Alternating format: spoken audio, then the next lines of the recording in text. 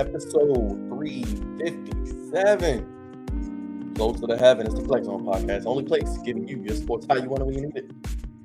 You know the show. You know the vibes. You know the time. You know the place. Episode 357, we're breaking down and recapping week one. Giving out game ball, not so game ball. Talking about a Ravens victory, a Commanders victory. And we look forward to week two. And of course, we get goofy with Crevonte's Goofies of the week. We're running a three-man weave. And remember, ball doesn't touch the floor. As always, make sure you hit that like button. Make sure you hit that bell. Hit that subscribe button. And if you want to donate, get those super chats in. We'll answer your questions throughout the broadcast. It's Flex Zone Podcast, y'all.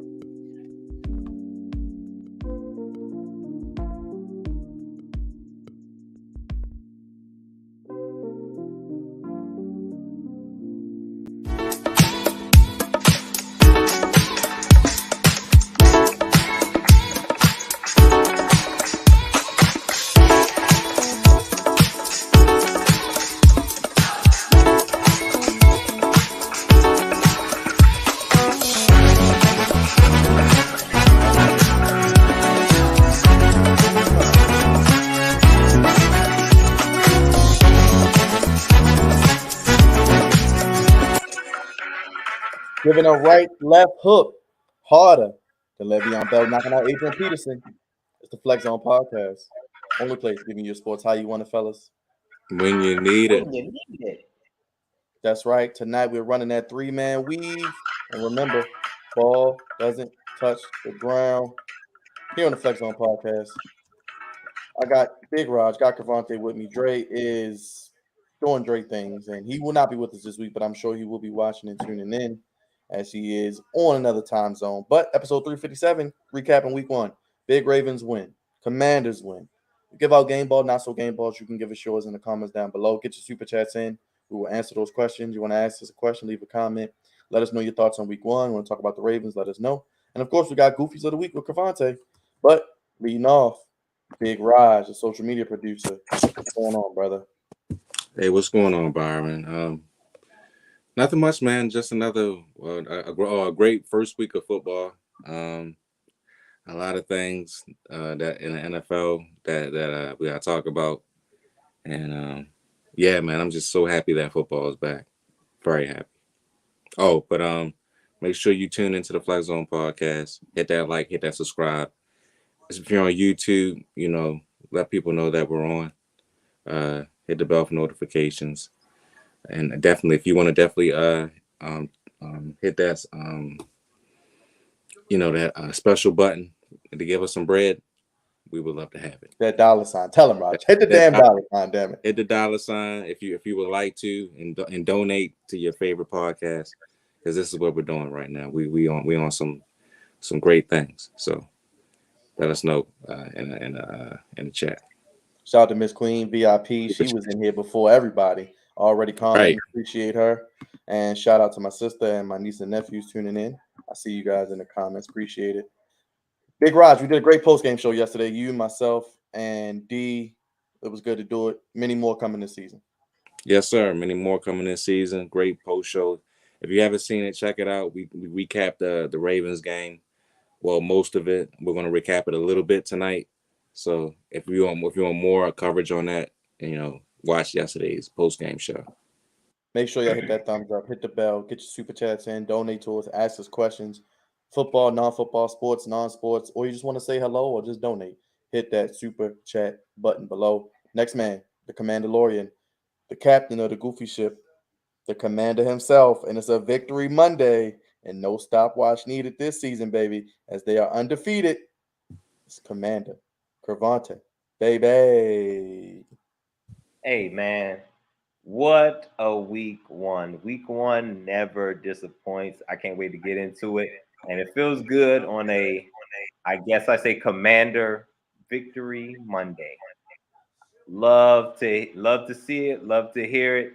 And I was the lone wolf on this one. So I'll get into that a little bit later. But let's get this thing started, bros. Let's get started. The Ravens were 3 hours north in the Meadowlands, taking on the New York Jets. Q, I know you're watching. I know you're hiding from us. They beat them like a drum, as we predicted. 24-9. Lamar Jackson, 3 touchdown passes, 2 to Devin Duvernay, a 55-yarder to Rashad Bateman, which you can see the video on our Flex Zone Podcast YouTube channel. Shout out to Big Raj. Defense was dominant, putting Joe Flacco on his back more than the hotel, making him look like the statue he was. Raj, I mean, we talked about it ad nauseum yesterday, but the Ravens handled their business, put boots to asses, and now they come home for the home opener. And it was a great watch, man. I mean, it was a wonderful thing to see. Yes, they were a little bit sluggish. Yes, they were a little bit slow. But you know what, man? They in the second half, they showed up. They showed out. I mean, Lamar had a really good game. I thought he stayed in the pocket. He didn't have to do too much. He didn't have to run for over 100 yards to win the game. He showed his arm strength. You know, he threw that 55-yard ball to Rashad Bateman. I thought the defense looked fantastic. Meta BK actually had a fantastic game. Patrick Queen was all over the field, and I love to see it. And you know, a lot of plays were made, a lot of good plays. Chuck Clark had a forced fumble. I mean, and Marcus Williams, his first time as a Raven, he had a pick. So they was doing what they were supposed to do. The Jets actually have a really, really great defense. I'm not going to slide them or say anything bad about them defensively. Sauce Gardner, you know, broke up a pass from Mark Andrews. And, you know, I was like, wow, he was pretty much all over the field too. So whoever he was guarding didn't get the ball. But yeah, man, I mean, Garrett Wilson really didn't do too much until the fourth quarter. If they probably would have used him a little bit earlier, he probably would have had some more catches. But sometimes that's how the cookie crumbles. Joe was on his back a lot. I ain't gonna say that was all his fault because that offensive line was terrible. But he can't move either. So I hated to see it. I didn't like seeing Joe go down like that. I mean, even though Joe's, you know, no longer a Raven, that's still my guy. So it was kind of bittersweet watching him get sacked and smacked around yesterday. But it is what it is. But yeah, the Ravens got a lot of growing pains, man. I'm kind of glad they got it out their system. Hopefully, they can work on that clock because it was a lot of times where the clock was going down and they were snapping for like 1 second left. Sometimes no seconds left. Gladly they didn't get no penalties from it. I'm so happy about that. But I mean, it wasn't like the crowd was, you know, going crazy or anything. They was just, you know, using a lot of time and letting the clock just slip away. I'm like, y'all got to get the playoff, man. You got to get the playoff. But, you know, like I said before, they didn't play in the preseason together. So this was their preseason game. And they showed up. So hats off to Lamar. Hats off to the defense. Great week one. Hopefully I see some improvement for week two because we got a tough test coming up, a real tough test. Aaron, what's up, brother? We're going to be talking about your Cowboys in a little bit. We know Dak is hurt. We're going to get your opinion on that. Let us know. Queen ahead of the table, we see you. Miss Queen again, we see you. Crevonte, Ravens covered, as you predicted. And they look like they should against an inferior team that looks to be headed towards another last place season. Mark, what's going on? Hey, so yeah, definitely did this wasn't a sweat. I mean, early on, you know, they had their struggles, but like Rod said, they didn't play in the preseason. So this is a great week one game to have after not playing in the preseason, as opposed to what happened to the Rams. Because we all know Sean McVay don't play his players. So going into week one, which is kind of the reason why I lean towards the Bills on that Thursday night. But the Jets and the Bills on complete and total opposite ends of the spectrum. On this here we call football. One stat that was glaring to me: Lamar Jackson didn't run. I did not see many runs from Lamar Jackson. He only had about 17 yards total. I think on 5 or 6 carries. He threw 3 touchdowns. Looked really good. Took his shots and stayed clean. I don't know if he rethought because there ain't no contract being done that I may not run as much. Whatever it takes at this point. 3 touchdowns, about 213 yards, only 17 rushing yards. Hey man, that's a clean game. That's a keep it clean game. Shout out to Engravens. That's really keep it clean game from Lamar Jackson. and 3 touchdowns. To my knowledge, he didn't turn the ball over, did he? One interception, which he had one low interception. Okay, so he had one. Not bad, not terrible, but 3 touchdowns after not getting anything signed and a convincing victory over the Jets. One for Lamar, 0 for the Ravens. But yeah, the Ravens look absolutely good. Just with Flacco, listen, man, Flacco about 6-7 years past his prime. It's a wrap. There's not much you could have expected out of this game from the Jets offense with Joe Flacco leading it. The Ravens went in there, did what they were supposed to do, get in, get out, cover the spread for me, and let's head back to Baltimore. Quick and easy. I like it. Yes. D made a point yesterday during the postgame show, Crevonte. Lamar may be trying to prove he can throw from the pocket because of the contract situation, maybe not That's running. right. So he's trying to prove that he can throw. And at this point, Crevonte, like you said, is each win another, $1 million, 10 million? I mean, just about saying. 10. It could be about 10. Maybe They say offered him 7.5. They offered him what, 250? Yeah. More annual than Kyler, Aaron Rodgers. Yeah. So, yeah. We talking about every win. We talking about probably about $5 million. You got to tackle on at least 7.5. yeah, and I said it in the preview. I said, don't let this man finish top 5 in MVP voting. There's another 20 mil. Listen, man. I'm not even tripping about, like I said, I'm not tripping about his individual statistics as far as MVP or not. If this Ravens team gets to the AFC Championship, you gotta give him a blank check and leave the room. You may just have to give him. You might just have to give him 250 guaranteed. And it's warranted. You go if the Ravens go to the AFC Championship, you give Lamar Jackson a blank check. I would agree with that. Let us know in the comments. Ravens on 24-9 got a big time game against a very dangerous Dolphins team this week. I'm intrigued to see how this game goes. Ravens had some injuries. Juwan James towards Achilles again. Kyle Fuller, ACL tear, injury bug. That hurts, man. That hurts. That hurts. And it was in garbage time too. That hurts. Shouldn't even have been on the field. That hurts. Yeah. Because his brother was not looking great. I'll get into it a little bit later, but his brother was not looking great for down 95 South. Yes. Let us know. And Brian Culver, shout out to you, my brother. Make sure you hit the like button. Give him 4-year contract, 210, 6 years, so 180. That's crazy. Nope, not enough. Not enough. he had 255 now. With the win, he had 255. He had 255 now. Price going up. Tomorrow's price, long gone. Let's drive down 95 South because it was a nice drive. No, not a lot of traffic.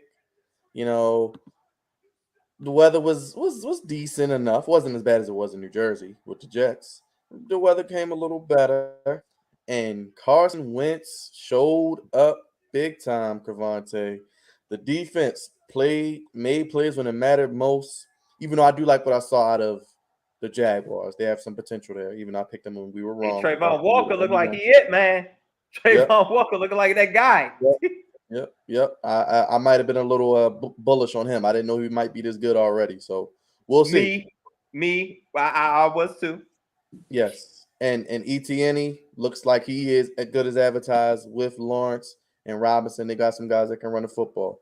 But we'll talk about Jacksonville as the season progresses with Dougie P. But Crevonte, 28-22 victory, facing adversity, coming from behind, winning your home opener when it didn't seem like you guys had a lot of fans to begin with there. How you feeling, my brother? It always feels good to get a win, no matter how it comes.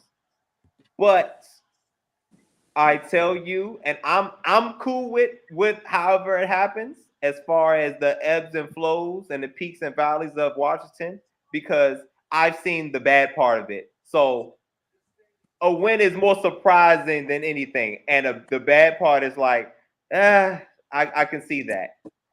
I literally saw Jekyll and Hyde, aka Carson Wentz, all in one game. All in one game. the first two drives, or first two out of the three first drives for the Commanders look damn good. I said, well, God damn it, I ain't seen the offense in I don't know how long. I don't know what's up.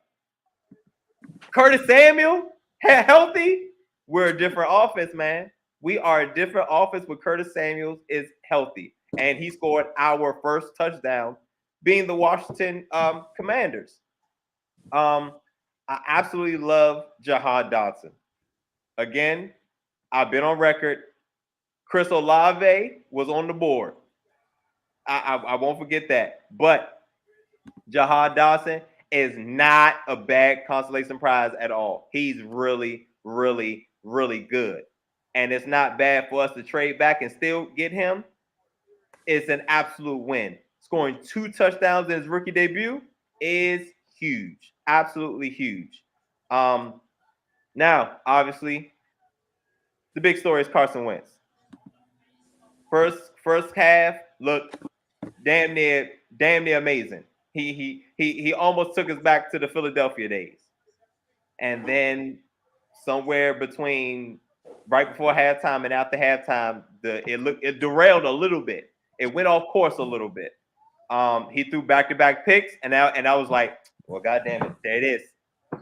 There it is. That's Jekyll. What, I don't know which one was bad, Jekyll or Hyde. Hyde was good. No. Jekyll. Yeah, Hyde was bad. Was Hyde good? I don't. Dr. One of them was good. Let us know in the comments. Which one was good? Which one was bad? Somebody help. Which one was good? Jekyll I or don't Hyde? think anybody ever explained it to me in my life. Now I think about it.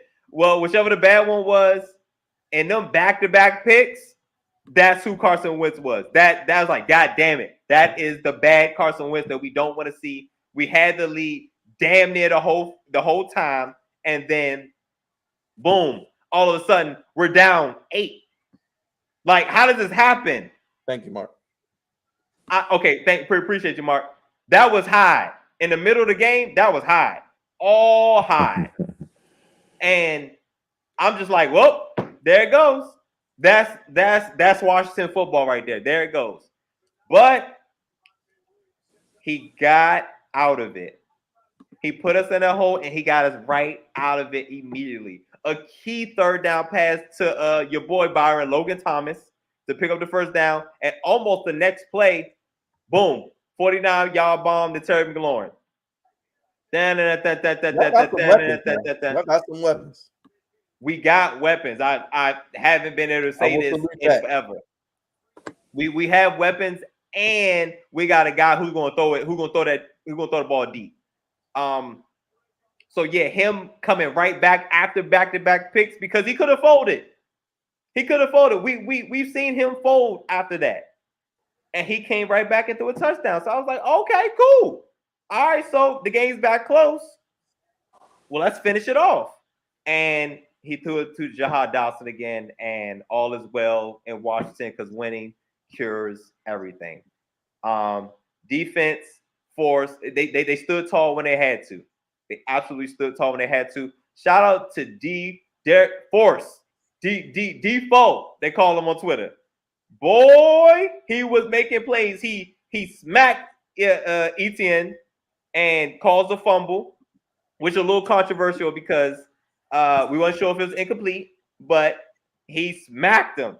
He was all over the field, and he got, I want to say, the game-sealing interception, if I'm not mistaken. And he got playing time because Cam Curl is not there. So the next man up is getting his opportunity, and he's making his name.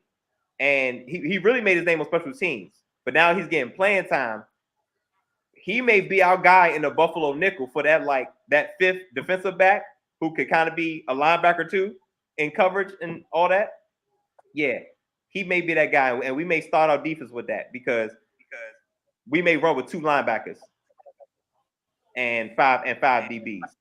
I think it's looking like that may work for us. I'm not sure, but I had a lot of good, but just as good for Carson Wentz. I saw some equally bad, obviously. A lot of misses high, and of course the 2 crucial interceptions back to back. But again, that's what I have to live with. the good Carson Wentz and the bad Carson Wentz. But we got the win this time, so it's cool. On to Detroit next week, who actually looked pretty good against the Eagles. Almost had it. Almost picked it. Almost had it. And I said +4, and because the spread was -4 for the Eagles. I said, hey, I like +4 for the Lions, and they covered. So so yes, on to Detroit next week. We will briefly celebrate this week 1 win and then move on to the next, because Detroit ain't gonna be no slouch. Shout out to Go ahead, Ross. I was gonna say shout out to Carson Wentz, man. I didn't think he was gonna get it done yesterday. I thought they was going in the wrong direction. Until the fourth quarter, I was like, okay, Washington does want to win this game. All right, cool. But when I was sitting with D at Dave and Buster's, man, I was like, isn't that the guy that Crevonte didn't want? You know, the guy that caught a touchdown, and he was just like this on camera. He was like this, and didn't say nothing else for the first round of the draft. It's just funny, man. Jahad Dawson, man. out of everybody, man. He was looking good yesterday, man. It was him. It was him. Listen, he's going to get a lot of opportunities this year because all eyes going to be on Terry McLaurin. So he's going to get a lot of opportunities this year. He is. Terry McLaurin did his thing as well too. So y'all got a pretty good offense, man, and I think y'all going to be able to compete in that division, especially with what happened to the Cowboys. But for sure. But yeah, man, good win. And one more thing, the offensive line played solid. They played solid.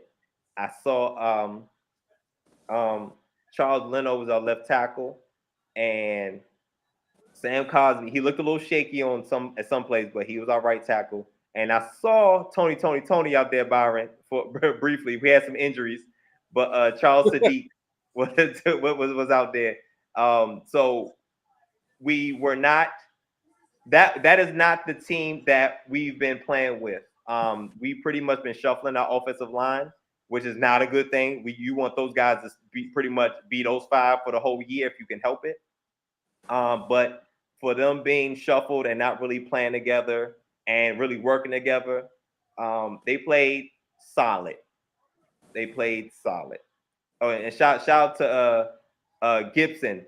He had a pretty good day in the air and on the ground. Well, Crevonte, real quick, what I was going to say is, looking at the schedule, I think when we did the schedule prediction, I think I said if you guys go 4-2 in your first 6, you might be on to something. You beat the Jaguars, you got the Lions. It won't be easy, but it's a winnable game. I think Detroit's favored by 2.5, by the way, Crevonte. So you might want to put some money on your Commanders. I know you don't bet on them often. Right. Just a little betting nugget for those who want to indulge. Then you got the Eagles at home. I know the Eagles are the favorites right now, but the Commanders can get with them. Then you got the Cowboys. We know Dak ain't going to be playing. Then you got the Titans, who are not going to be good this year, in my opinion. Then the Bears in your first 6, Crevonte. 4-2, you'll be feeling good, won't you?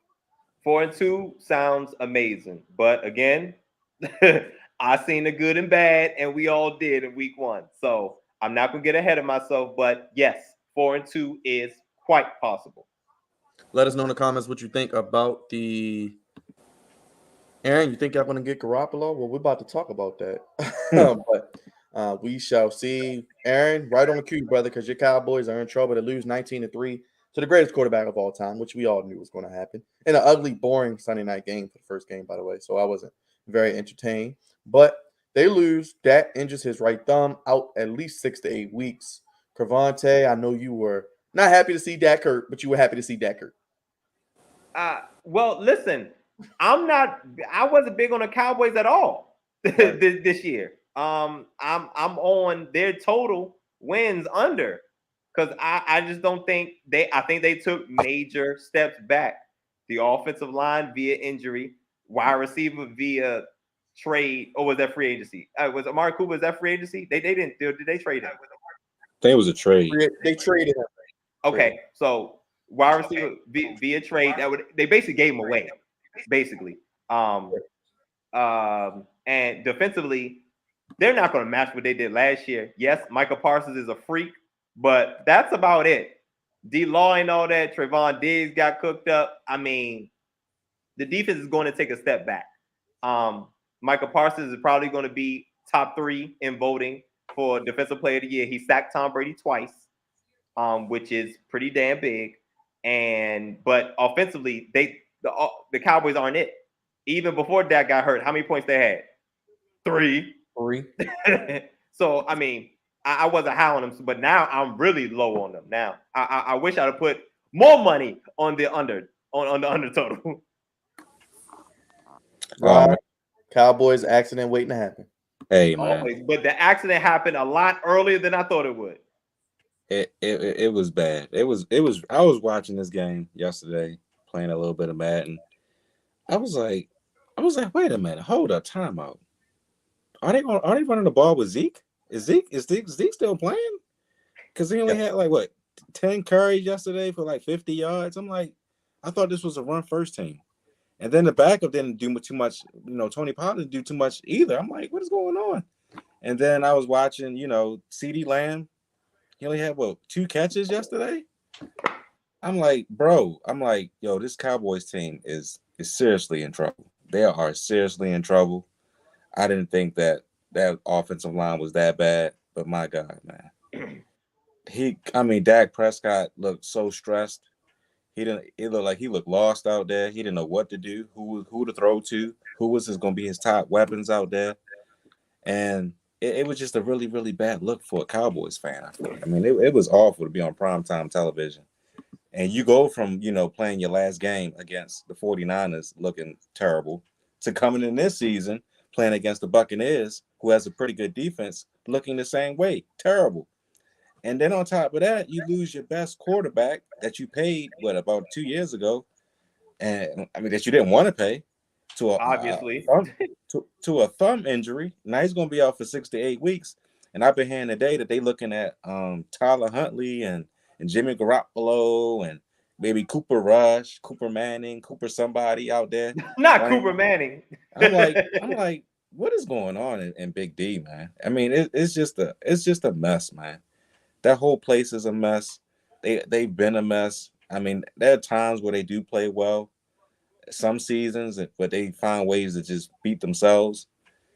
But this year, I think it's going to be all downhill from here. I think that this is a really bad look for the organization. They need another running back. I think Zeke might be done, man. I think he's just stealing money at this point. Because he only ran the ball 10 times, yo. Like, how you only run 10 times? You're on my fantasy team or at that, and only gonna run them 10 times. When Zeke was at his hottest, he was running 20 to 25 times per game? Yep. And now he's only running half of that? He hit a wall, man. I don't know what happened. He must have, when he cut his hair, I think that's when when he tried to cut his hair, I guess that's when he lost his leg power or something. I don't know. But it's a mess in Big D. They got to do it. It's going to be a very, very long season for them. A very, very long season. So it was awful. It was extremely awful. I love watching that. I love it. I know you did. I know you loved it. Absolutely love it. I can't believe. Brian, I'm not mad at Zeke for not getting the carries. He just looked terrible, man. He just looked awful. He looked terrible. The offensive coordinator. No, I think, I don't know about too much about the offensive coordinator, but they don't have the personnel. Nah. They can't be a run first offense because the offensive line is not run first anymore. No, and you got a $40 million quarterback who struggled the entire game. Now, granted, let's give some credit to the Buccaneers defense that's led by Todd Bowles and them. They look like a Todd Bowles ran defense. I will absolutely say that. And it was nothing doing. Nothing doing for the Cowboys offense. They could do absolutely nothing. And of course, when you have a defense like that, and then you got the GOAT on offense, he gonna figure it out. Tom Brady didn't look great either, but they did more than enough. Because granted, Tom Brady's offensive line didn't look great. Wasn't great either. It wasn't that great, but he found a way.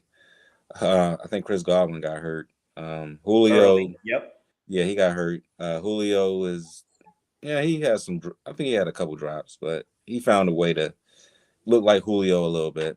I mean, everybody else is doing what they're supposed to do. I mean, they pretty much cruised most of the game because of the defense was just so dominant against that terrible line. Then they had Leonard Fournette looking like Leonard Fournette from college. From LSU, like 127 yards on 20 carries.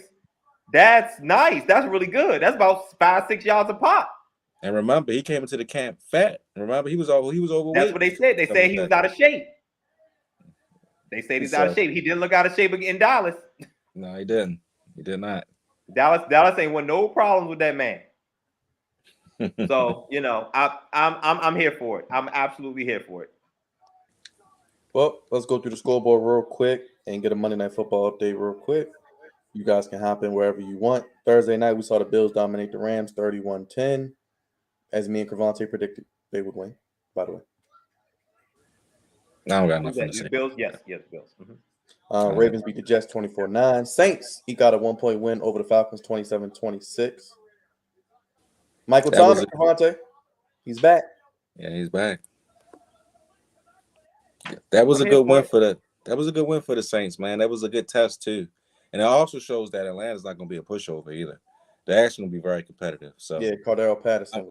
I was kind of glad to see that because I don't want them to be bad, So I was glad that they fought, and I was glad to see the Saints and Jameis, actually look really, really good. But it sucked that Alvin Kamara went down. So hopefully he's okay, for weeks to come. But yeah, man, that week one injury bug, bro. Yo, that don't sucks, bro. Yeah, it sucks for a lot of teams, man. What's going on, Darius? What's going on, Darius? Bears, probably the shocker to me, beat the 49ers 19-10, and Elijah Mitchell out for 2 months. Running back. It's another one. Trey Lance. I don't know what to say about him, man. I'm not gonna put it all on him because of that weather, and that weather was god awful. But I mean, it still was a bad look though, because it's like you got Jimmy Garoppolo waiting in the wings, just waiting for you to continue to keep losing. And this is not a good start for you either. It was a terrible start for him. But it also goes to show that Justin Fields should have been a second overall pick in that draft. It's like you missed the Jets missed a golden opportunity to get him, and they went with the guy that they got now, who I think is going to be completely terrible. But yeah, man, Justin Fields, he made something happen out of nothing. I mean, it was a miracle that they won because I definitely thought they was going to lose. But I mean, hey, man, it happens, man, especially in weather like that, for real. Everybody was slipping and sliding all over the place. It looked like what was that one Nickelodeon show from way back in the day? Wild and Crazy Kids. That's exactly what it looked like. They were just slipping and sliding all over the place like a Nickelodeon Studios or something. It was wild, bro. But hats off to the Bears, man. San Francisco got some things they need to do, and George Kittle need to play, man. The next game, get your behind out there. Steelers. I mean, what? You listen. I ain't gonna hold y'all. I've said it before. I wasn't high on the Trey Lance move. I wasn't high on it. Like, there's no way you gonna tell me this guy who hasn't played, and this is leading up to him getting drafted. He basically didn't play. He played one game that year. And it's from an FCS school, man. Like, I didn't see enough. I personally did not see enough for it to warrant the draft capital that the San Francisco 49ers gave up. I think he would have been there. I think he would have. I thought he would have been there. Like, you didn't need to give up what you gave up to get him. I think he has a lot of learning to do. He did not look good yesterday. And I'm not about to sit here and give him excuses about the weather. Justin Fields played in that weather too, if I'm not mistaken. That's true. But was there a different game that Justin Fields played? No. And by far, you have the better coaching staff, the better roster. I mean, the better everything. There's no way you lose. You're supposed to lose this game. At that point, you just don't turn the ball over. But again, the elements had a factor in this game, but there's no excuse for losing that game, though. I give you that. It wasn't no excuse. But he's going to do better, man. Trey Lance going to do a whole lot better because Jimmy's just waiting. He's waiting to take the job. And San Francisco don't got no time to waste. None. They are a Super Bowl contender right now. They have a Super Bowl contending roster, yes. Right. So he got to get it together right now. Right now. Because heaven forbid they go down 0-2. Yeah, they're gonna be looking at Trey like, sir. Sir, time is now. So yeah. You on mute, but shout out to Fields getting it done and being a kid, doing that slide thing on the border. Right. My bad. I was seeing a goofy DQ finish with Edge and Judgment Day. But hit that like button, hit that bell, hit that subscribe button if you're just tuning in. We had the Steelers in overtime, 23-20 over the Bengals, but TJ Watt, torn pec possibly, could be done for a majority of the season, if not all of it. So it looks like he's going to avoid surgery. So, okay. But he'll be gone for about 6 weeks though. Woo! Well, I'm happy for him. I don't want to see nobody be gone for the season, even though I'm scared to play him. I don't want to see that. So, but I mean, hats off to the Steelers, man. That was a hard-fought victory, bro. I mean, they had it going down the stretch. They dominated the game the whole way through. I mean, Joe Burrow threw 4 interceptions. He was just throwing them things left and right, man. I was like, what is going on here in Cincinnati? But I mean, Mitchell Trubisky played a pretty safe game, so he wasn't too bad at all. But I mean, Steelers, man, they just find ways to win.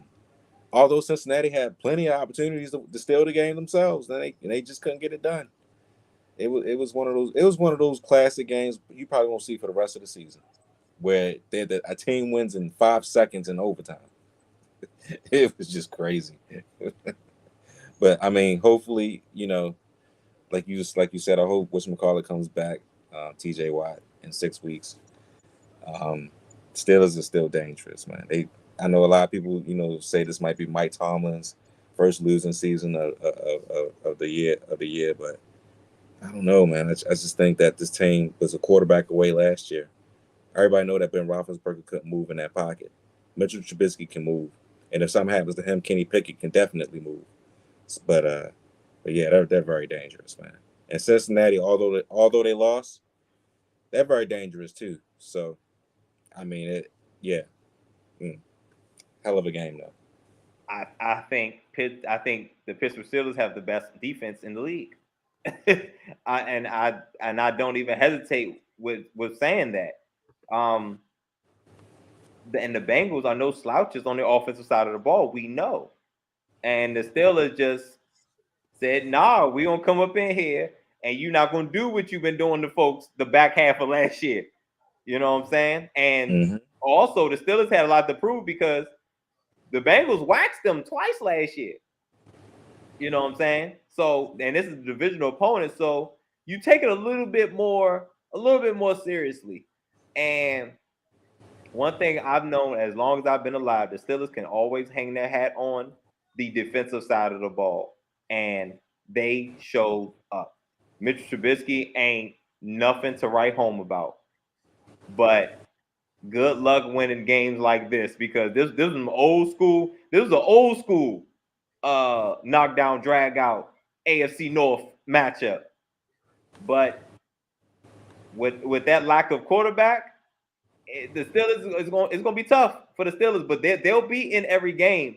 But but if they're down and you got to give it to Mitchell Trubisky, good luck. It better be the other way around. Y'all up and y'all defense is on the field to hold on to the lead. Agreed. Steelers are like cockroaches. They just won't die. Eagles beat the Lions 38-35.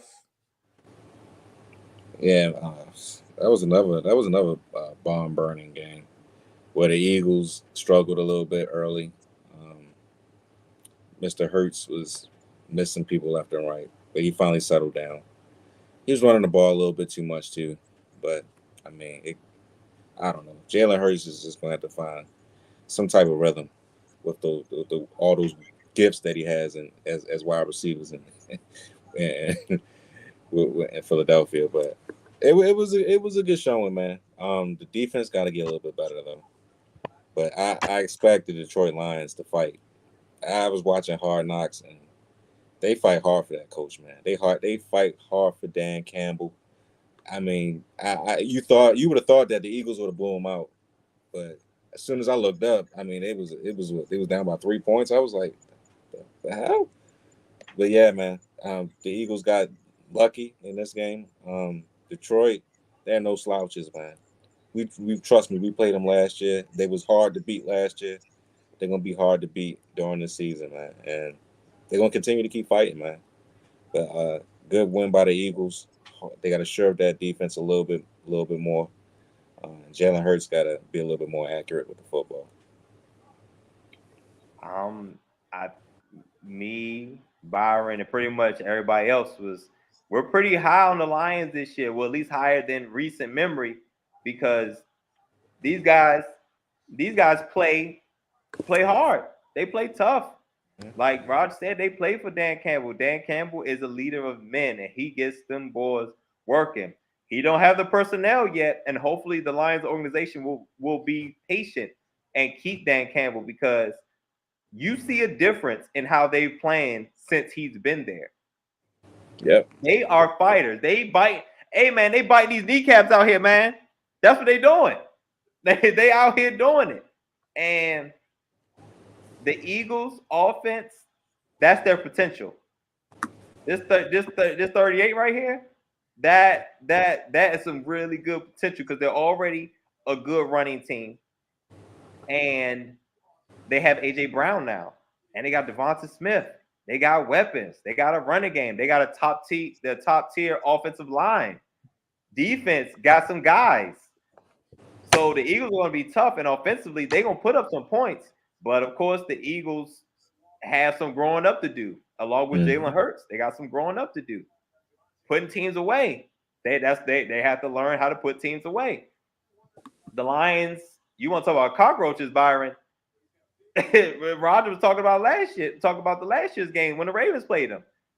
No, ain't no going away, especially going to Detroit. Right. It's different. But what's going to hold the Lions back is what I've always been saying: their quarterback. I think Goff has a ceiling. Goff has a clear ceiling, and the Lions are going to keep bumping their heads on it and trying their best to get around it. But until they get better at quarterback, which could hopefully be at next year's draft, they're gonna have a lot of tough losses. Oh yeah, a lot of tough losses. Dolphins beat the Patriots 20-7.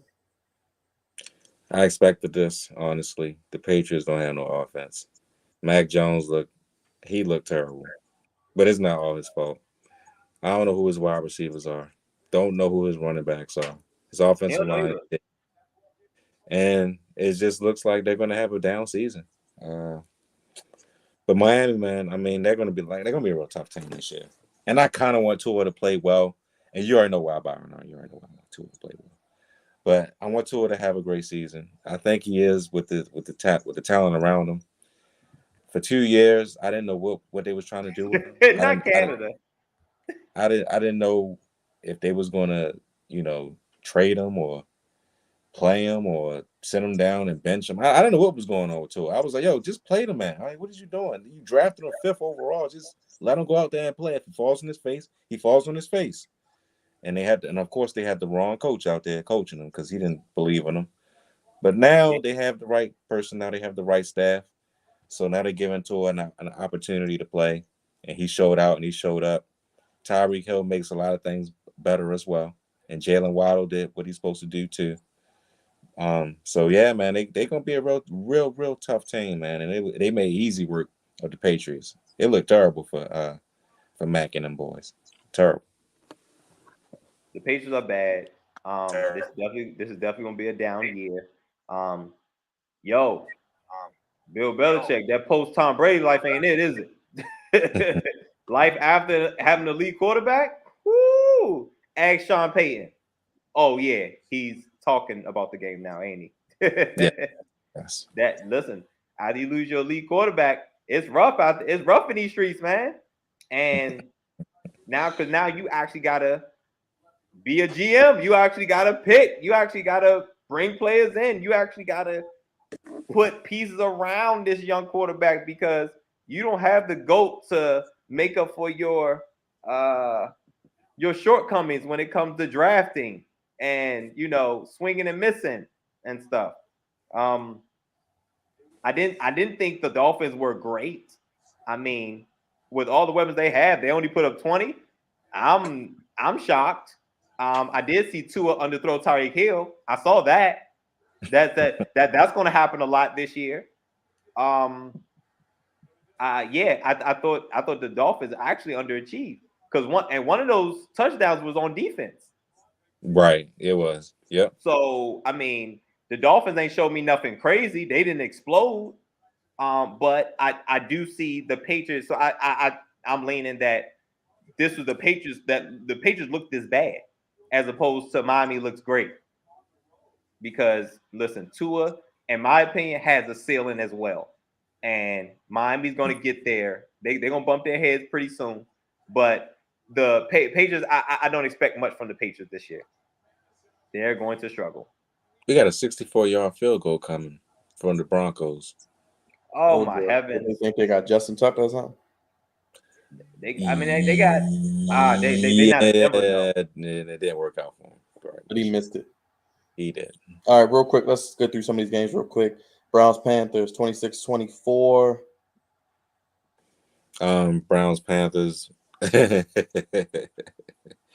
Shout out to the Cleveland Browns, man. I mean, Baker Mayfield tried to say he didn't, jazz him up before the season began. His old team, he didn't, set the bar where he was taking shots.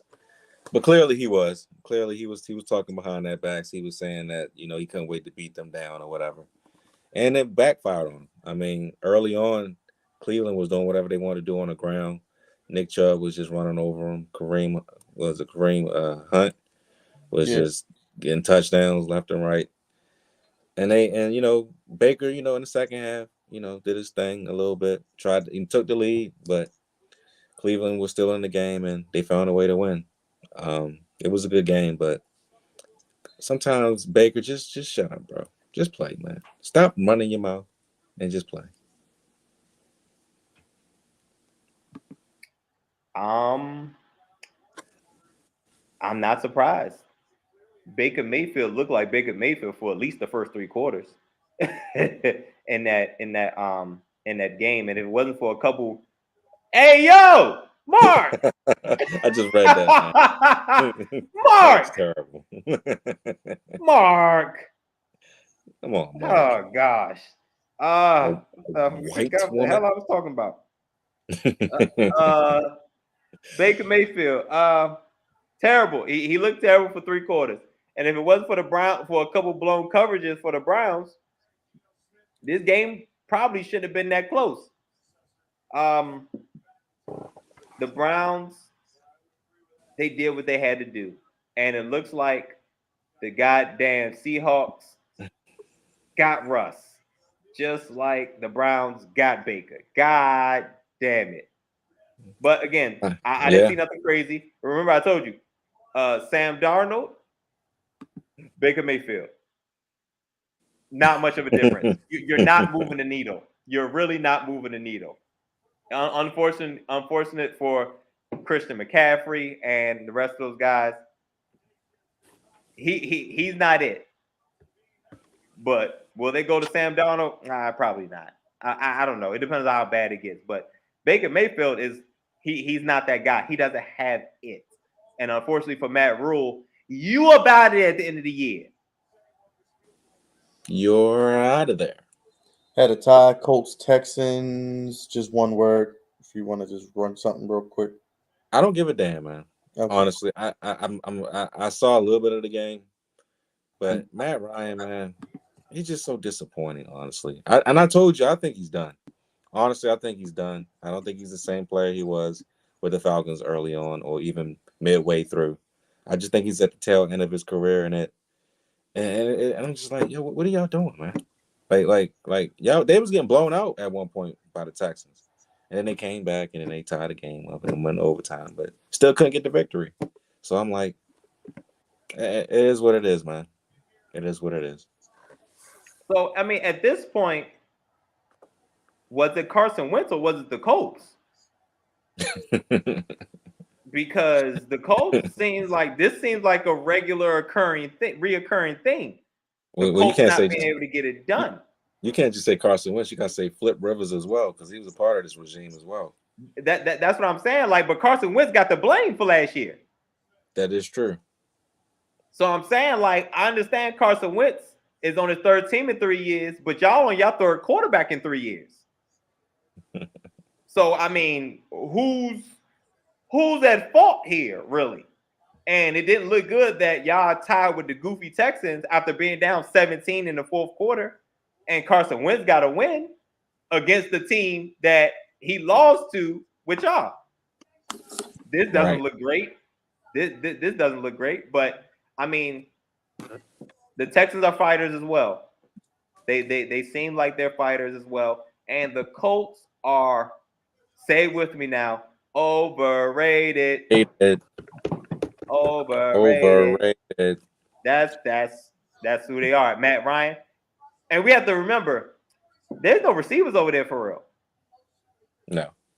And another team that was disappointing was the Titans.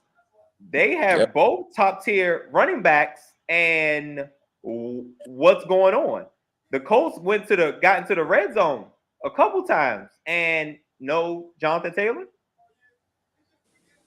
I'm confused. He was only the rushing leader last year. He threw his hat in MVP voting. I just don't get it. But that just goes to show you need your quarterback. Having a great running back is cool, but you need your quarterback. And I'm glad you mentioned the Giants because we can transition into that. Yes. Good win. I know this is only week 1, but I might want to run back some of my comments that I said last week. Saquon got a little something left. If he can stay healthy, hopefully he can have one of those throwback seasons that he had 3 or 4 years ago. Giants look pretty good, man. That new coaching staff, it got them riled up, which is good. They got new energy about them. Mr. Jones might actually have a chance, hopefully, him and Saquon. And I'm pretty sure they'll look pretty. Of course, they'll look better in the division now that the Cowboys probably gonna be last in it. But yeah, man, that was a good win by the Giants. That was a good win. But the Titans, I don't know, man. It might be time for Malik, Willis to take over mid-season, man. I mean, Ryan Tannehill is just not getting the job done. They shouldn't be throwing the ball that much anyway. Give the ball to Derrick Henry. That's your offense. He's been your offense for the last 3 to 4 years. And Ryan Tannehill is just the guy that's just out there. Literally, that's just about pretty much it. He's just a guy. He's just the guy. Not the guy, just one of the guys. I agree. Ryan Tannehill is quite average, to say the most. He's quite average. He's damn sure not a franchise quarterback. I tell you that. No, he's a bridge at this point. Yeah, when you don't have weapons, he looks worse. He's one of those guys where you got to have talent around him. And losing A.J. Brown after having such a big year that A.J. Brown had, was the worst thing you could have done. Yes, Derrick Henry is a top tier running back, but when you don't have weapons on the outside and you have an average quarterback, everybody just gonna stack the box. Right, and let's not forget the guy that they picked up, Robert Woods, missed most of it. He missed like half of the season last year because he got hurt with the Rams. So. Right. Pretty much his first game back. And so, I mean, they have to lean on the running game, but there's no threat on the outside. You know what I'm saying? So, right. I mean, Ryan Tannehill did what he could. He got them in a position to win. And that dreaded kicking that we've seen over the past, almost 2 years, continues the struggle. The kickers in general And Right. I It was mean, bad. Yes, it was just so bad yesterday, especially it was terrible. with the Cincinnati Bengals being like only 30 yards away like 3 times and missing all three of them. Like all three of them, bro. All three of them Like, things. Man. Terrible. Oh, Vikings over the Packers 23-7. I'm not going. Well, I know I picked the wrong team last week. I should have picked the Vikings, but I thought Aaron Rodgers was going to be able to, get the job done. I thought he was going to be able to find a way to get my man Randall Cobb involved, get Sammy Watkins a couple catches. He needs help, bro. He is missing Devontae Adams like crazy. oh my God. It showed so much yesterday. I'm like, I kind of felt bad for my man Duck, man. He don't have it, man. He's the guy that needs somebody right now. He's kind of like where Tom Brady was at with the Patriots, where it's like, bro, I need more help.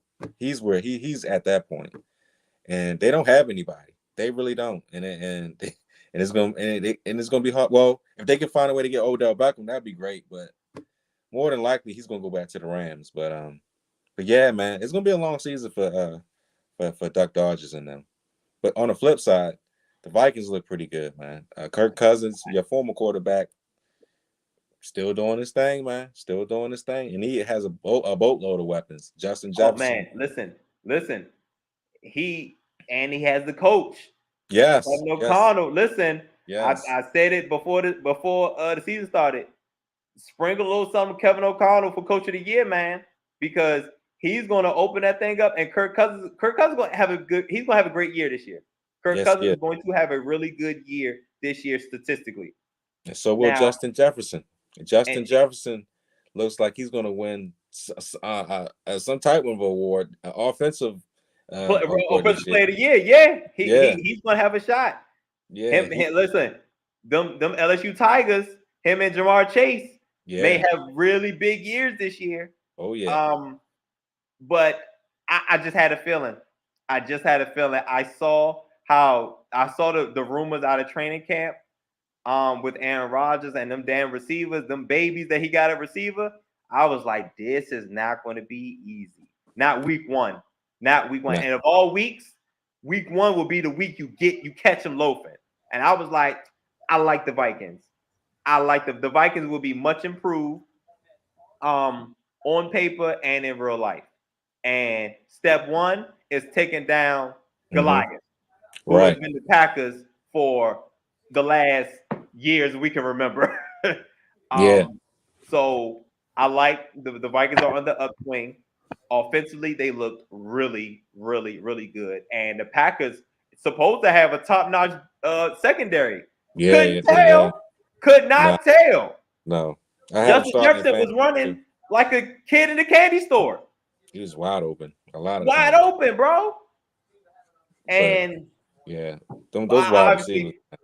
Me and was it me and Byron that picked the Vikings or? Oh, okay. No, y'all both picked the Vikings. Yeah, I felt that because I was like, listen, you're not gonna just tell me you're gonna lose Devontae Adams and you got a bunch of no names and you just gonna make it work. Now, granted, Aaron Rodgers is elite, but he not that elite. He can't throw and catch to himself. Right. And nobody's mastered that. So it's a bad you got to get these boys up to par, and that's going to take time. I'm not saying the Packers are done or anything like that, but it's going to take time. It's probably mid-season. They're going to get it right, but not no week one. Sammy Watkins is going to have to do something, man, because he's that top wide receiver on the team. He's the number one. I didn't even know that. I ain't going to hold you. I ain't know that.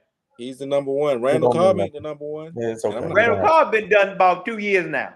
I know, but he's a part of that offense. I don't know who the other wide receivers are. I don't know who. Me and you. They must be me and you. We caught that. We can run a couple routes. But yeah, man, they got to get it together, and they got to get that running back involved too. Not AJ Dillon, but the main dude. I can't forget. I can't think of his name. Yes, Aaron Jones. Gotta get more involved. Chiefs dominate the Cardinals. This wasn't even close. 44-21. I don't feel bad for your boys. Well, yeah, I don't feel bad for them at all. DeAndre Hopkins is not playing. I mean, they just paid Kyler Murray, and they got our boy Byron Dundalk. Well, no, I'm sorry, Dundale Brown. That's what we're gonna call him. That boy is a Dundale Brown. Sacramento Brown. But yeah, man, they got their asses kicked. I wasn't surprised. We saw what Patrick Mahomes was doing mid preseason. He was doing all kinds of flips and all this other nonsense in the preseason. He did it against your Commanders, so we saw that. Yes. Yep. But yeah, man. But yeah, man, it was a butt whooping, and we figured it was gonna be one. There's nothing more I can say. I mean, it don't matter who the wide receivers are. Patrick Mahomes is gonna make them look good, regardless. Tyreek Hill or not. No Tyreek Hill, no problem. Listen, you don't replace Tyreek Hill with one person. You replace him with three. We have speedsters, Juju Smith-Schuster, McCole Hardman, even though he was already there, but he's going to be a part of replacing Tyreek Hill and his production, and Sky Moore, who they just drafted in this year's past draft. It still attracted me in Kansas City. It's still very much attracted me. All them boys run 4.4s and 4.3s. So the offense is still very, very much fast. Yes, they took a step back in explosiveness, but with Patrick Mahomes, he's gonna figure it out. And here you go, 5 touchdowns, 360 yards. There you go. Did not miss a beat. Oh, and my guy, Byron, my guy McDuffie got carted off. So I don't know to what extent his injury is, but that sucks for the Chiefs secondary and defense at this point. But which is probably going to be their weakness this year. But offensively, they're gonna put it up. I'm not worried. Patrick Mahomes is still the quarterback. I said this before. The Cardinals are going to struggle, but this is going to be their chance to see what they could do opposite. Because usually they start off well and then they derail in the second half of the season. It's going to be a struggle for the first couple games without D-Hop. Your top guy is Sacramento Brown. Yeah. Dundale Brown. Good luck. Good luck with that. And also, the Cardinals lost a couple guys on defense, and Hassan Reddick and the Raiders. Guys went to the Raiders. The Chandler Jones. Yep. And Buddha is Buddha back? I don't know. I don't know if Buddha Baker is back. But they took a step back defensively. They don't have a top wide receiver. Kyler Murray's 5'10". You know, it's going to be tough. It's actually going to be tough. And they're going to struggle until D-Hop comes back. But this is what happens when a top-tier AFC team meets a mid-tier NFC team. That. And Chargers beat the Raiders 24-19. Yeah, that was a good one for Justin Herbert. And Keenan Allen, I think he had cramps or something like that, so he didn't play, I think, after the first quarter. But yeah, man, the Chargers got off to a good start. This might be, like I said last week, this might be their year to actually make the playoffs. And this is exactly what they needed to do. The Raiders didn't play too badly either. So, I mean, I can't really say too much bad about them from what I saw. So it was a pretty good game, but I mean, Chargers got the best of them. The Raiders' offensive line is not good. That's what I saw. They had a tough time keeping Derek Carr upright. Okay. Which is why I picked them to be fourth in this division, unfortunately. Sheesh. And it's tough because I say that cringingly because they have a pretty good team. And if you put them in any division in NFC, they won't be last. Right. But Devontae Adams staked his claim for sure. But I saw Derek Carr kind of force it to him. Derek Carr has to do a better job at spreading the ball around, but he needs time to do that. The right side of the Raiders, I don't know who's over there. They kept shuffling them boys in and out, and that's not a good look for the offense.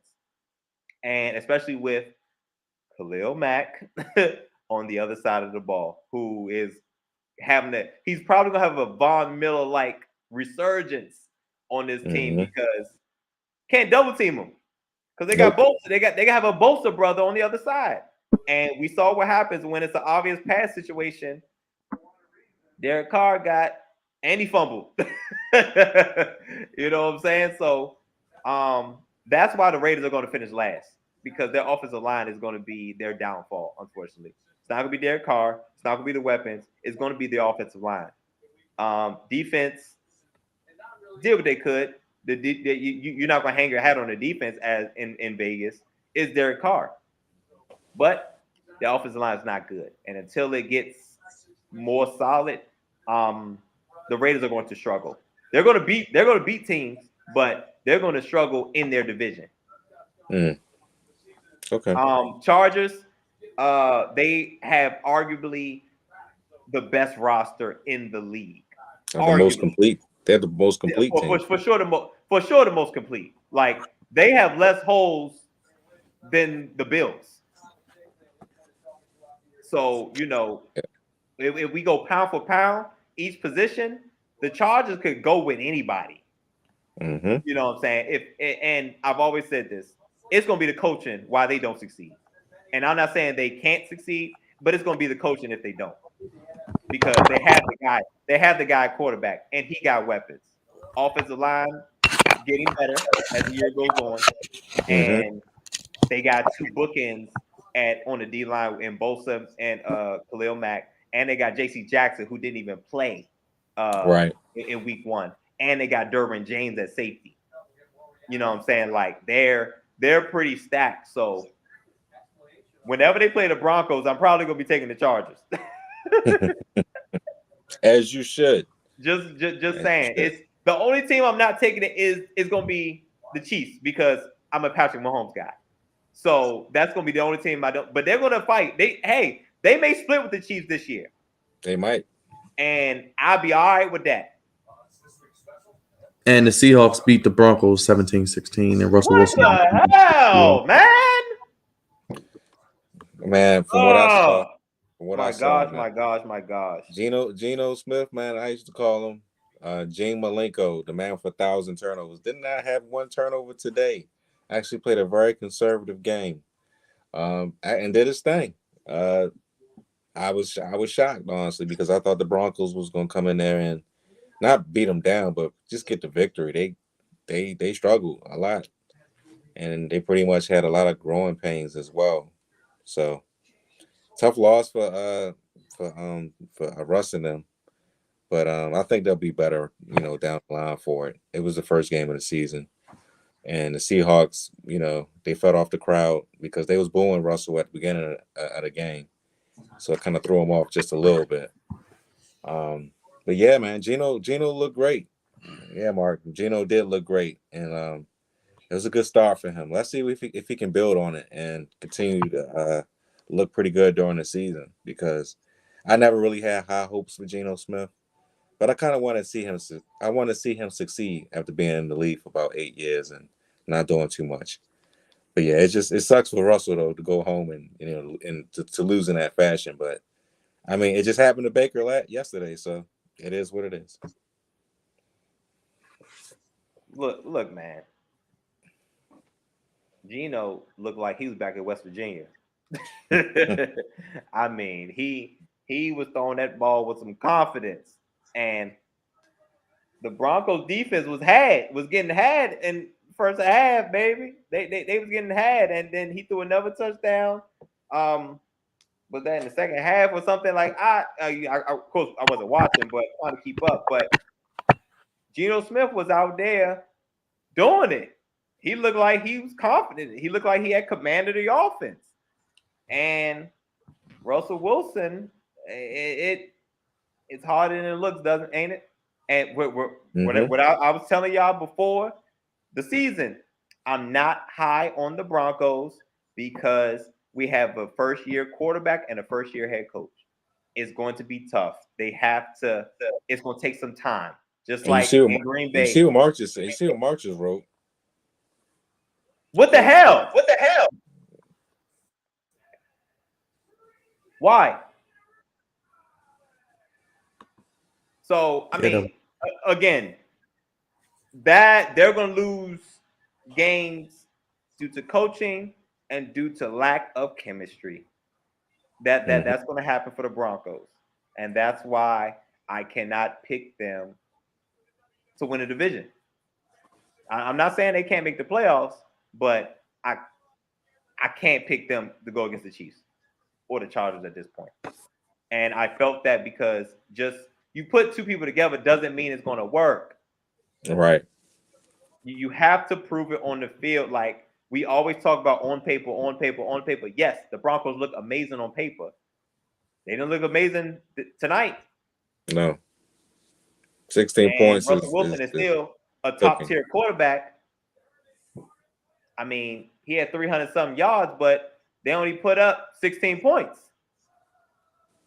That's not cooking, in my opinion. Not cooking. No, lose it.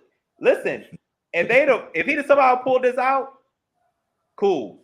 But you got to find a way to put it. You had the ball last, and you down by 1. Yep. This is Russ. This is your time, and at your old crib, you got to make that happen. Because I expect that from you. You're a top tier quarterback. You're a top tier elite quarterback. I expect that from you, and it did not happen. But I'm extra mad because I lost the bet. I lost my football pool, and I had a chance to change it, but I was thinking there's no way the Seattle Seahawks are going to beat the Broncos this year. Forget covering the spread, and ain't no way they're going to beat them. And I took Russell Wilson to have 250 plus yards and a win, and obviously they did not. He had about 300, but took the loss in the end. That's why nothing's a given in the NFL, especially week 1. Jesus Christ. How many years do I have to see this before I learn my lesson? Well, let's give out game ball, not so game balls. Game balls are standouts from the week, and not so game balls are duds from the week. Raj, kick us off real quick. Game ball goes to Lamar Jackson. After all of this contract talk in the offseason and, him being criticized left and right, he doesn't deserve the money. He does deserve the money. What is he going to do? He shouldn't play. He should not. He should play. He shouldn't play. All this other nonsense, all this talk going on. He goes out there in the first game of the season, struggles a little bit in the first half, but throws 3 touchdown passes, doesn't exactly run or do any of that nonsense, has a lot of poise, steps up, and delivers strikes all over the field. He gets my game ball. Very proud of him, and he did his thing. My not-so-game ball has to go to McPherson from the Cincinnati Bengals, man, the kicker, man. I'm like, bro, you had a phenomenal season last year. You was kicking your head off, especially during those Raj, playoffs. can I come to his defense? Can I please come to his defense? Go ahead, man. They had a new long snapper in there. They did not work with each other at all. They had a new long snapper. I know you might think of it and look, it's minor. It's not. That holder and that long snapper and that kicker have to be in sync. You can't just put anybody in there and do that. And this is why he's still gonna get my not so game ball. You should have made sure. You should have practiced a very long time with that longs. Don't give me that. We had all preseason to get this correct, and y'all still couldn't get it correct. Y'all had 3 opportunities, 3 of them things to make a 30-yard kick to win the game, and you missed all 3 of them things, man. He still gets my not so game ball. I understand you want to, give him an out, but I'm not giving him no out. You gotta figure that one out, especially when you had a whole month, to practice with this guy. So he still gets my not so game ball. You can't miss 3 30-yard kicks. You can't do that, and expect to win. So it is what it is, man. He gets my not so game ball. Lamar Jackson gets my game ball. Low and high, Crevonte, baby. Man, it's Trey Lance, man. It's got to be Trey Lance. He did not look prepared. He did not look ready. And you have you have the better roster, you better coaching staff, everything around you, and you don't know how to drive the Cadillac or the Corvette. You don't know how to drive it. And you have extremely high. The 49ers are extremely high on you. I mean, they only basically gave up 3 draft picks to get you. Like, you can't not work for the 49ers. And granted, it is week 1. It is week 1. So I'm gonna give him very little bit of grace, a very little bit. First game with you at that. That's what I'm saying, Mark. I think he got hurt during the game. I can't confirm, but I know he was a new guy, like new. So I think he got hurt during the game. Nonetheless, can't miss 3 of them.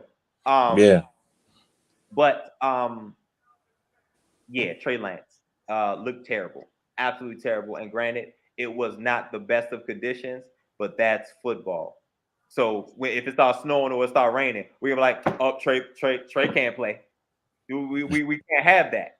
You know what I'm saying? So hopefully the young brother does better, but he did not look great week 1 in a loss against the bottom feeders of the NFL. Game ball. Hey man, I ain't gonna hold you. I'm gonna go to I'm not even gonna pick the obvious one. I'm not even gonna say Patrick Mahomes. I'm gonna give it to Carson Wentz this week. I don't know how often he gonna get it from me, but I'm gonna give it to Carson Wentz this week because he was not the Carson Wentz. The lasting impression of him was not the bad Carson Wentz. He did not let the 2 picks get him down. He came right back and threw a touchdown and led the Commanders to victory. I have not had that in Washington in I don't know how long. I haven't seen weapons like this since we had Deshaun Jackson and Pierre Garçon and Jameson Crowder. But to have the weapons and the quarterback that's pretty competent, half the time, I guess. At the same time, things are looking up for Washington. Again, I'm not gonna get crazy high, but Carson Wentz had a good, bad, but most importantly, good game. Real quick, I'm going to give my game ball to the Bills and more specifically Josh Allen. He's making a case to be a top 3 quarterback. And, hey, this guy does it all. He keeps getting better and better, and the Bills look for real. And you see why they are favorites to get to the Super Bowl. My not-so game ball is the Jets. Robert Saleh talking about he taking receipts for when they turn it around. It won't be this year, my brother. And you may not even be the coach when it happens, sadly. So don't get ahead of yourself, brother. Get your quarterback first. You don't have one. And it could be another long season for the Jets. A lot of good pieces, but until you get that quarterback and that old line straight, won't be anything. Correct. Let's get to these week 2 picks real quick, fellas. Thursday night, Chiefs hosting the Chargers. Amazon Prime. I got to get used to this Prime Video. Oh, damn. I gotta get used to it Al too. Michaels and Kirk Herbstreit. So somebody need to drop the link, man. Somebody need to drop the Amazon link. I mean, these bills is adding up, but right. I'm gonna pick the Chiefs, man. I think the Chiefs win the game. Yeah, I'm just gonna pick the Chiefs. Hey man, this is gonna be tough. It's still early. Good teams could still be got. But again, like I said, until you prove to me that you can beat Andy Reid and Pat Mahomes boy, I'm going with them. And the Chargers could very well win this game. But I'm going with what I know and what I see consistently. And and I know you said that wild stuff last week, Byron. I know you said wild stuff last week. He did. I didn't say it. He did. Yes, this is exclusively on Prime. I did pick the Chiefs not to make the playoffs. It was just a wild guess. But I do think they beat the Chargers. I actually wouldn't be surprised if the Chargers win, but I think the Chiefs win this one at home. It's their home opener, so I think they get the win. Dolphins, Ravens, 1 o'clock. Yes, exclusively on Prime, Mark. Goofy. I'm picking the Ravens. It's at home. I expect it to be close. And I expect I mean, I expected the Dolphins to do what they did to the Ravens the last game, where they just all out blitzed Lamar. But I think Lamar has a trick up his sleeve this time, so I'm picking the Ravens. It's in Baltimore. Yes. Tough. Yeah, I'm gonna go with the Ravens as well. Like I said, I think the Dolphins are not all that. Again, this is one of those teams that look good on paper, but look shaky on the field. I'm interested to see how the defense plays against the Ravens, but I'm definitely going to go on roll with Lamar and the Ravens for this one, and they are favored by 3.5. I'm picking the Ravens just because of the revenge game last year. Lamar wants that contract. What better way than to beat his hometown team after putting up a stinker last year? Jets, Browns. I'm going Browns. I don't think anybody's picking the Jets. I'm not picking the Jets. The Browns. Am I picking the Jets at all this year? I don't know. You might. You might. Do they play the? I don't know. I don't know. Might take the Jets. I might take if Zach Wilson plays. I might take the Jets to beat the Patriots. No, he says not. He says he's not coming back to week 3 or week 4, something like that. He says he's gonna miss the first 3 games of the season. Damn! They play the Patriots next. Damn. Never mind. Maybe that next game, but then again, who knows? But yeah, I don't know when I'll be picking the Jets this year, but yeah, I'm going with the Browns. Browns 2-0, guys. How about that? Scary. I said it yesterday in the post game show. If they just stay around 500 and Deshaun comes back, Byron, it's like we was thinking the same thing. Yo, if they split these 11, like if they get 5 or 6 wins, the Browns could mess around and sneak into the playoffs. Oh yeah, you don't want to see them. Dangerous team. Crevonte, Commanders, Lions. Hey man, I said it ahead of time. I'm definitely picking the Commanders for the first 2 games because we have to have them. We absolutely have to have them going into that Eagles matchup. So I'm rolling the Commanders one more time. I'm rolling with the Commanders as well. I think y'all have a lot of promise to you. The Lions are going to be tough, but tough, and it's in Detroit. Sheesh. Yeah, it's in Detroit, but I'm gonna roll with the Commanders on this one. I'm rolling with the Commanders by 2.5. Yeah, I'm rolling with the Commanders, and they put some money on the Commanders. They need to cover that. If they win, they automatically get it. So I'm going with the Commanders. Buccaneers, Saints. I'm going Buccaneers. Could be a close game though. This is a tough one. I'm gonna go with the Buccaneers though. Yeah, it's a tough game, but I'm going with the Buccaneers. This is tough because the Saints always play the Buccaneers tough. Right. And the Saints defensive line is one of their strong units on their team. And Brady's offensive line is shaky at best this year. So Tom is not going to have a lot of time to throw. Like I said earlier, Michael Parsons sacked Tom Brady twice. This game will be close. I don't see any blowouts. Well, typically in the NFC South, we don't see too many. I don't have it to pick the Saints, but I'm gonna stay with the Bucks. But I would not be surprised. Panthers, Giants. I'm going Giants. I'm going Giants as well. No, I don't want to. Where is it at? New York or the Meadowlands, Jersey. Sheesh. Hey man, I'm going with the Panthers. I'm going with the Panthers because I can't have the Giants out here winning these games like this, man. I don't like it. I do not like it. I think Baker Mayfield, even though I don't care for the guy, but I think he'll have a bounce back game. That I saw some good things from the Panthers, also some bad, but I saw some good, and I don't think the Giants could run that back. Who can be the better running back, Saquon or Christian McCaffrey? Hey, man, the battle of the can't stay healthy quarterbacks. Mm-hmm. I mean, running backs. Yep. Patriots, Steelers. I agree. I hate what they're gonna do. First of all, Mac Jones may be hurt. He might not even play. I'm not sure. They said his back is fine. So wherever Oh, that. well, shoot. What you think the Steelers going to do to him? Just crack his back so the Ravens can just run over them the next week. And that might happen just like that. Sounds like 0-3 for the Pats. It does sounds like to me. Colts, Jaguars, Mark. I'm picking the Jaguars. I'm picking the Jaguars too because I don't believe in Matt Ryan or the Colts. Man. Clean sweep. Well, I'm going with the Jags too, man. Man, the Colts might wake up though. All right, now I'll go with the Jags. Falcons, Rams in LA. I think the Rams bounce back. Yeah, They better. I think the Rams bounce back too. Although the Falcons are gonna be tough, they're not gonna just give up. I think the Rams. Yeah, I might pick the Falcons to cover. It's 10.5 right now, by the way. Yeah, I got 11. I got 11 right here. There you go. Even better.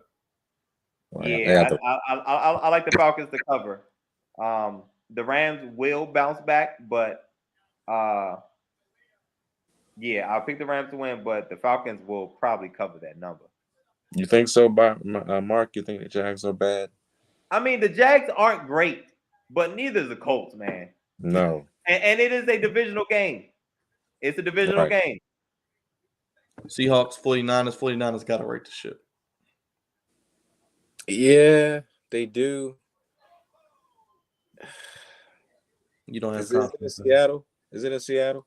It's in San Fran. No, it's in All right, San well, Francisco. I'm gonna give San Francisco another opportunity to win this game. So pick a San Fran. Just like the Rams, they had better win. They can't afford to go 0-2. And this is a divisional game, so that'd be like going 0-2.5. We don't want that. And Byron, it's too many points. It's 8.5. That's too many points for a divisional game, in my opinion. I agree with that. And we got Bengals, Cowboys, no Dak. Give me the Bengals. Give me the Bengals. You ain't got to explain nothing. Bengals. Bounce back game. And it's 7. I'll probably lay that 7 points. I will probably lay that 7 points. And it's in Dallas. Oh, they might show out. Might show out, man. Shaquille Leonard will be back. Texans, Broncos. Broncos got to get a home win. They'll bounce back. Yeah, Broncos will win. First of all, that's 10 points. I don't like double-digit points ever. But they better again. Can't go 0-2. So they had better win. Mm-hmm. Cardinals, Raiders. Somebody's going 0-2, and I think it's going to be the Cardinals. I think so as well. I don't trust Dundale Brown and Kyler Murray. I mean, their defense is shaky at best. We already know what it is, though. But yeah, I think the Raiders bounce back, and I think they win. Can we call him Glendale Brown? That's what D was trying to call him, but I was like, no, he still got some stank from Dundalk on him, so that's why he's Dundale Brown. Scottsdale Brown, Glendale Brown, Phoenix Scottsdale Brown. I like the Raiders. Raiders bounce back and they're home.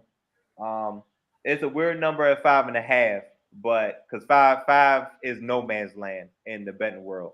So they're either going to that which means they'll probably win by a touchdown. I'm going with the Raiders. They always put this game on Sunday night, Bears, Packers. We know why, but I don't care for it. Packers bounce back. I'm going with the Bears. I think the Bears find a way to win, man. And I love Duck Dodgers, but those weapons, offense is terrible, and the Bears defense is not bad. It's pretty good.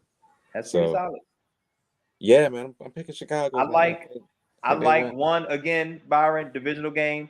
The Packers are favored by 9.5. Entirely too many points.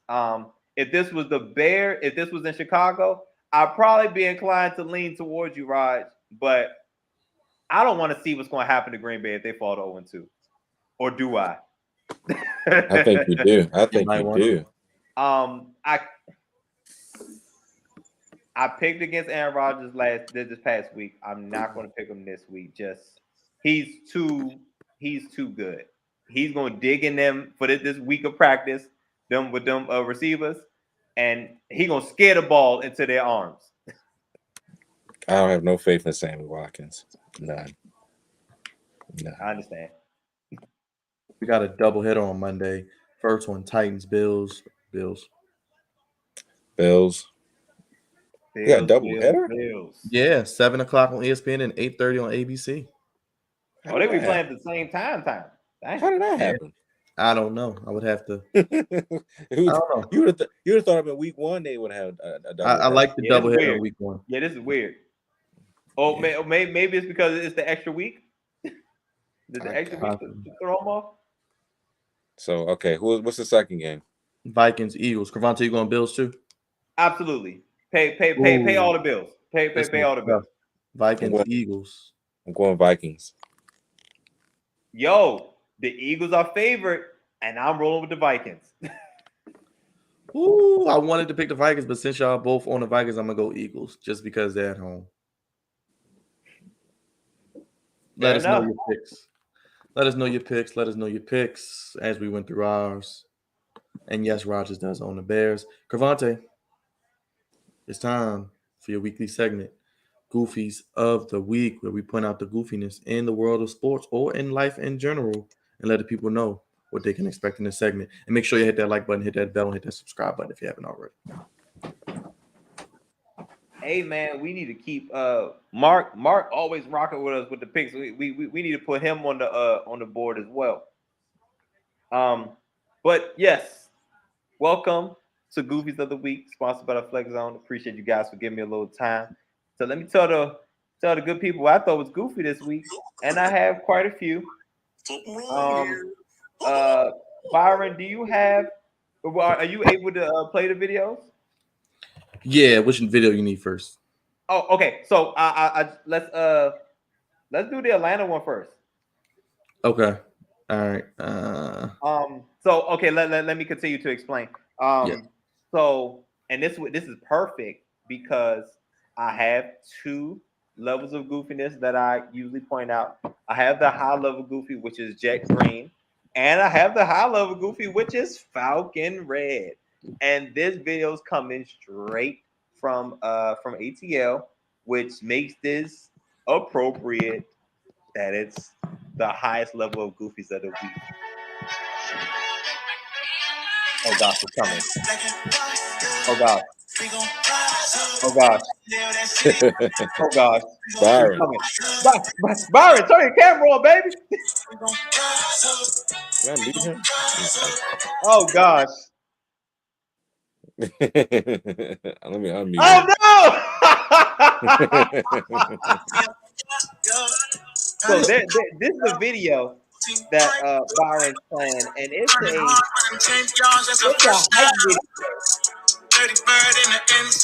video for the Atlanta Falcons.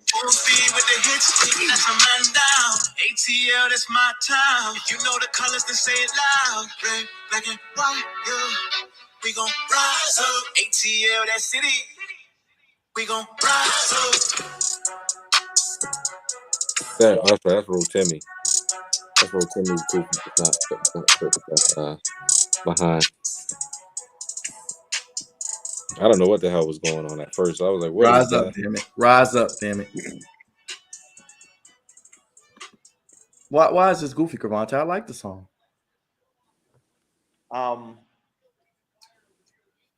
They're in Atlanta, right? Yes.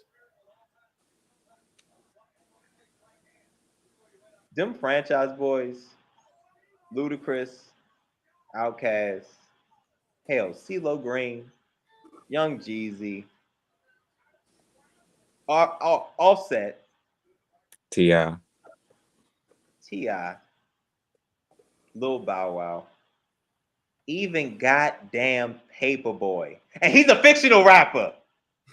They could have picked anybody, any of these well-known rappers, and they picked the boy from Power. This was obviously this was a Lions production from Empire. That's exactly what this was. This was an Empire production, and it was terrible. What's his brother's name? It starts with an R. Rotimi, and it's actually funny because he was born in New Jersey. That makes him more goofy. I don't know if you knew that, Crevonte. I just read it, and I was like, really? Like, okay, was he? Does he have? What's his affiliation with Atlanta? Like, did he grow up in Atlanta or something? I'm guessing he grew up in Atlanta. Let me see. Yeah, let's read Rotimi is from Jersey. Yep. Okay, so I guess he's from Jersey, but he probably grew up in Atlanta. Why they do this to Rotimi? Why they do this? This is me laughing.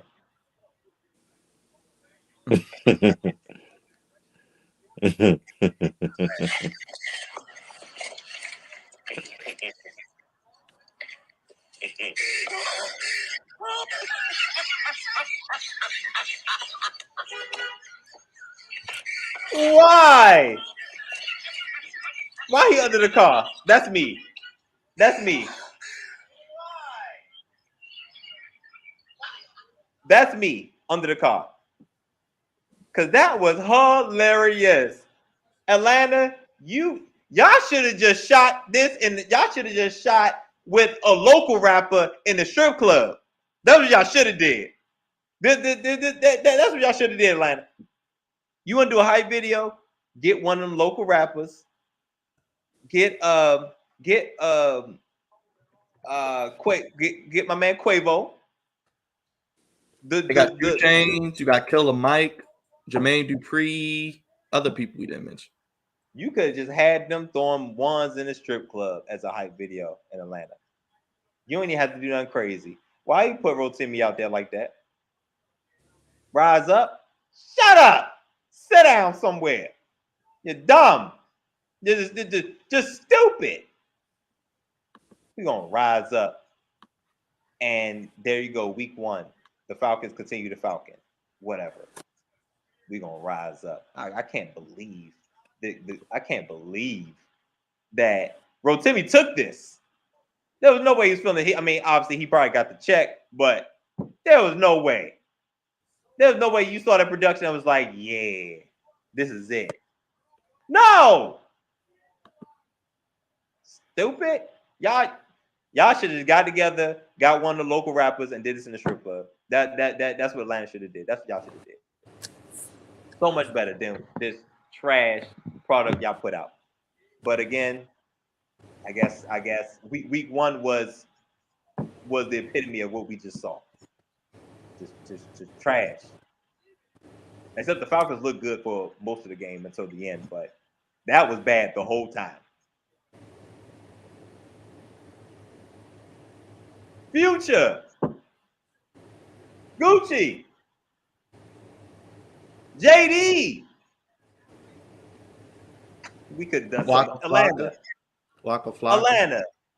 Yes, Atlanta. You could have done so much better, bro. I'm very disappointed. I'm very disappointed.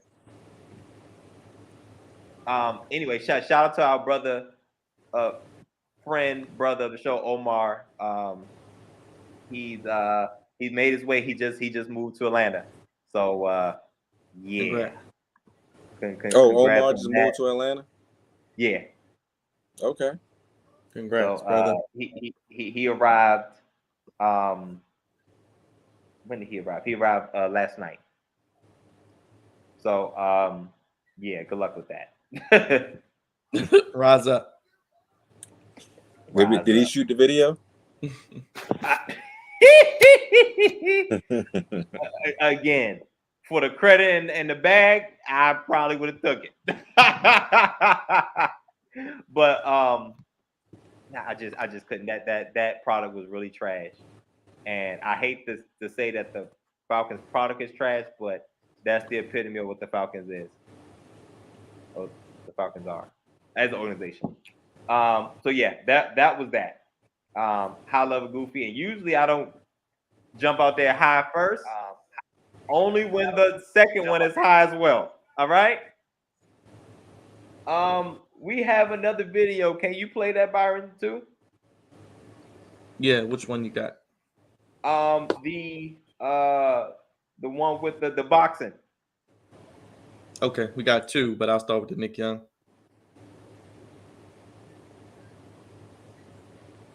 Oh, Nick Young was fighting too? Oh, Lord. Minicon! Bro, Minicon just knocked out Swaggy P. Swaggy P's down for the count. That's Nick Young of the former LA Lakers Golden State Warriors with the blonde hair, Brillo And back. Washington Wizards too. Sad. Oh yeah, can't forget that. Don't mention that, Raj. Don't mention that. Swaggy P's down for the count. We'll play it one more time. Minicon! Does he have blonde hair? Yes. Minicon Yep. just knocked out Swaggy P. Swaggy P's down for the count. Do you want the other one at the same time? Do you want the other one too? Yeah, Or what- yes. Just or- put no, it Sure, out. run it back. Yeah, run that one too. Jesus Christ. Jesus Christ. Run that too. Uh-huh. Jesus Christ. Watch the knees. One more time.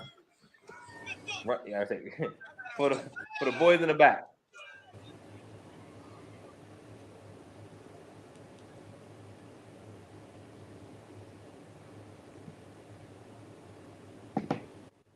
What the hell? What the hell did I just watch?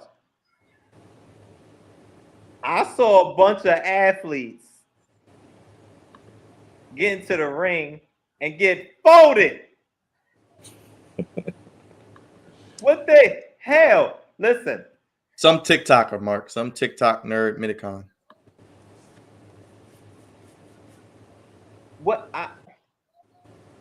is this the wave now? If it is, somebody please tell me.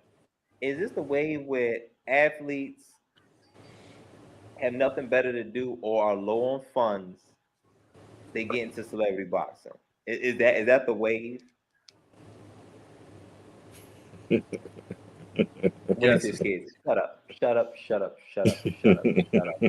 Shut up. Shut up. And shut up again, Mark. Okay? Shut it up.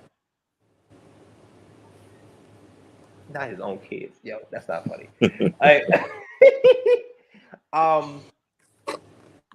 What was that? I'm tired of seeing these athletes in other realms jump into the boxing realm and get folded. I'm tired of seeing it. You have joined Nate Robinson in the folded category of boxing. For all this, y'all, if y'all want to fight, yeah, go to UFC or something. But y'all ain't got no hands for real. Like well, let me say this: Le'Veon Bell got hands. It looks like, but Adrian Peterson, the Hall of Famer, hate to see you go out like that, player. If the funds is low, you need to get into coaching or something, because this ain't it. I don't want this for you, brother. We don't want this for you. Matter of fact, what is it? Isn't he eligible for the Hall of Fame soon, or is he already in? Like, what's his status? I think he played last year, though, right? Yeah, he played. They both, Le'Veon and him, played last year. Yeah. Oh yeah. So, and did he even officially retire? No, Probably not. Neither Waiting one. for a call. Neither one. Damn. So he prolonging that. Listen, bro. When he do get into the Hall of Fame, it'll be first ballot. Run this video, cause this what you was doing while you was waiting for a phone call. Might be a low ball. Someone making $600K for the fight. That might be a low ball too. Hey man. Where are they getting this money from, man? I don't know, man, but the funds is low, baby. I think he's 100 yards away. Somebody sign that man.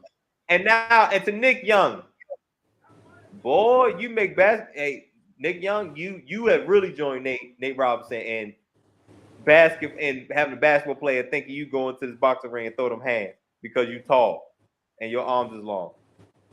This ain't it, brother. You ain't got it. You out here looking like you need to go to WWE. Matter of fact, all athletes that think they get into any form of fighting need to go to WWE. It's safer that way. Okay? It's safer. He over here hanging outside the goddamn ring. The hell is you doing? It looked like a WWE match. You hanging on the goddamn ropes like this part of a plot twist. I'm just disappointed at his Goddamn blonde hairstyle, hair. bro. The goddamn blonde hair looking like you want to. You don't know if you want to drop a mixtape or if you want to fight. It's goofy. He too old for that, man. He too old for that. But I think that money's low. I think that well is drying up.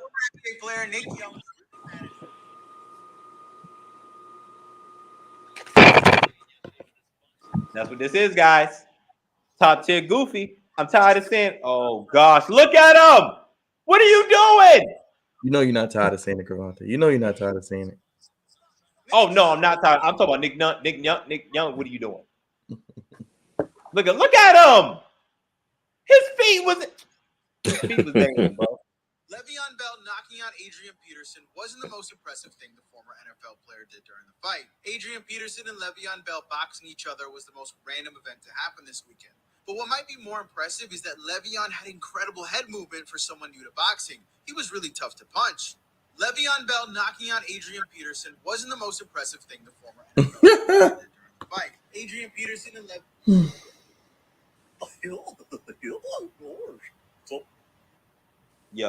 Yo, Mark hit the nail on the head. That Nick Young meme, yeah, that's that Nick Young meme is the really the main reason why folks really know him. But that's exactly how we feel about it.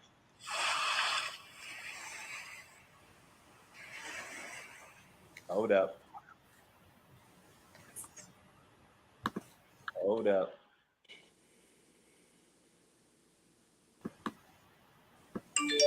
Yeah.